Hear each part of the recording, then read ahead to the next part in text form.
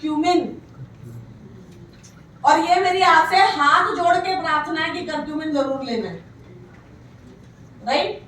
क्यों लेना है? मैंने अभी रिसेंटली एक डॉक्टर ऑन्कोलॉजिस्ट के साथ एक इंटरव्यू किया था, उसके बाद तो हालांकि ये एनडीटीवी और टाइम्स ऑफ इंडिया ने भी आर्टिकल निकाल दिया। अभी रिसेंटली आर्टिकल आया था कि कैंसर केसेस कुछ ही सालों के अंदर बहुत ज्यादा बढ़ जाएंगे, बट उस वक्त मैं उनके साथ ये इंटरव्यू कर रही थी तो उन्होंने मुझसे बोला कि by 2025 every home in India will have a cancer patient. By 2025 एक साल कहाँ रह गया, तो 8 ही महीने रह गए, राइट? सो बिकॉज हमारी खाने में, हमारी बॉडी में बहुत ज्यादा टॉक्सिन्स आजकल बनने लग गए, राइट? और करक्यूमिन एक ऐसा कंपाउंड है जो कि रिसर्च के द्वारा मान्यता प्राप्त है कि वो कैंसर सेल्स की ग्रोथ को कम करता है या ट्यूमर सेल्स को ग्रो होने ही नहीं देता, राइट? तो आपने जरूर करक्यूमिन रेगुलर 2 कैप्सूल्स लेने हैं। कितना चाहिए? 1200 mg चाहिए। अपने 2 कैप्सूल में कितना मिलता है? 500 mg। एक कैप्सूल में कितना मिलता है? 250 mg। तो मैं कह रही हूँ प्रिवेंशन के लिए सिर्फ 2 कैप्सूल ही आप रेगुलरली खाइए। It is very important. ये प्रोडक्ट तो अब कोई ऐसा डिस्कशन ही नहीं है खाना है कि नहीं खाना। मुझे लगता है करक्यूमिन एक ऐसा प्रोडक्ट है, वो आपकी जिंदगी की मजबूरी है इस वक्त कि आपको खाना ही पड़ेगा, राइट? अभी गर्मी का मौसम आ गया है, सारे अब अपनी गाड़ियां लेके यहाँ से चंडीगढ़ निकलोगे, गाड़ी मूर्थल में बाहर खड़ी करोगे, प्लास्टिक की बोतल में पानी भर के रखोगे गाड़ियों के अंदर। आपने मूर्थल में बाहर गाड़ी खड़ी की, आप चाय पानी पीने के लिए गए, बाहर वापस आए, आधे पौने घंटे के बाद, 40 मिनट के बाद नाश्ता वाश्ता करके, पराठे वराठे खा के गाड़ी खोली, गाड़ी चल रही थी, प्लास्टिक की बोतल में से पानी पिया, आपने पानी नहीं पिया, आपने क्या पिया? Toxins, cancer. मेरी ये हाथ जोड़ के विनती है कि गाड़ियों में स्पेशली जहां पर गर्मी ज्यादा होती है वहां पर प्लास्टिक की बोतल्स यूज मत।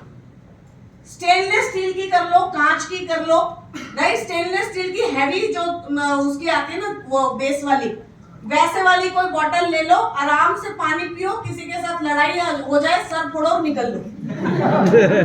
बेसबॉल रखने की तो जरूरत नहीं है। मेरे पास गाड़ी के अंदर है इतनी मोटे वो उसके पहनने की, किसी के सर पे मारोगे तो धम करके सर फट जाएगा, राइट?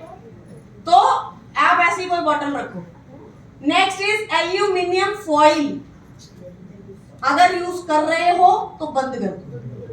एल्यूमिनियम फॉइल जो होते हैं वो कार्सिजेनिक होते हैं, टॉक्सिन्स निकालते हैं।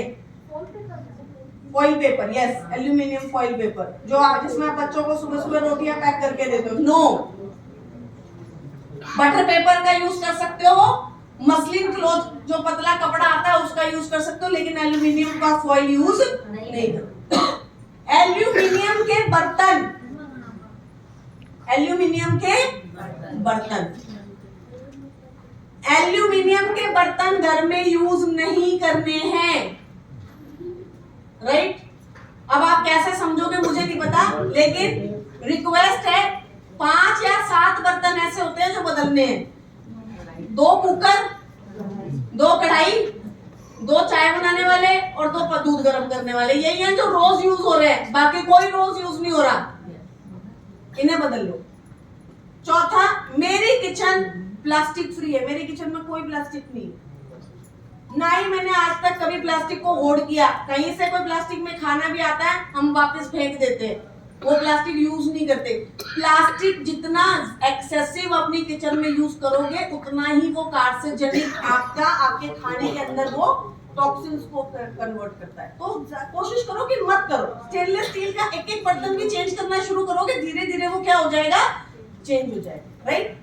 एक लास्ट चीज बस इतनी सी है, जो आपके पेपर कप्स आते हैं, कोशिश करो कि उनके अंदर गर्म चीज का यूज ना करो। अपने घर से आप कोई कप लेके जाइए, मेरे पास एक अपना स्टेनलेस स्टील का कप है, मैं वो ज्यादातर लेकर जाती हूँ ताकि अगर मुझे कहीं चाय पीनी पड़ जाए, कॉफी पीनी पड़ जाए, तो वो कप में ना पीऊं, मैं उसको दे देती हूँ, वो उसके अंदर मुझे डाल के दे देता है।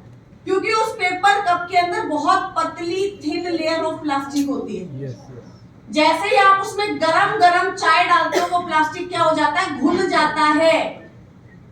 ये रिसर्च है, ऐसे ही नहीं बोल रही हूं। एंड टाइम्स ऑफ इंडिया की रिसर्च है कि वो प्लास्टिक जो पेपर कप के अंदर बिल्कुल थिन लेयर ऑफ प्लास्टिक होता है, और जैसे ही उसमें गरम गरम चाय डलती है वो इतना पतला होता है कि वो घुलकर आपकी चाय के अंदर ही आ जाता है, और आप ना चाहते हुए भी उस गरम गरम चाय के साथ में क्या पी रहे हो, वो प्लास्टिक। दैट इज वाई अभी कुछ दिनों पहले एक आर्टिकल आया था कि ब्रेस्ट फीडिंग जो मदर है उनके दूध में प्लास्टिक के कण मिले हैं, which is not good at all. तो ये आपको ये 4 प्रोडक्ट ऐसे हैं जो आपको रेगुलरली जरूर कंज्यूम करने ही करने हैं। इनका कोई ऑल्टरनेट, क्या मैं कह रही हूँ, ये तो प्रोडक्ट भी नहीं है, ये तो आपकी डे टू डे लाइफ की रिक्वायरमेंट है, ये तो खाने ही खाने हैं। बाद में तो उसके ऊपर की कल को कोई और डिस्कशन होगी, वो उसके ऊपर की बात है, लेकिन ये 4 प्रोडक्ट आपको लेने ही लेने हैं। यस मैम, आपकी कोई क्वेरी थी?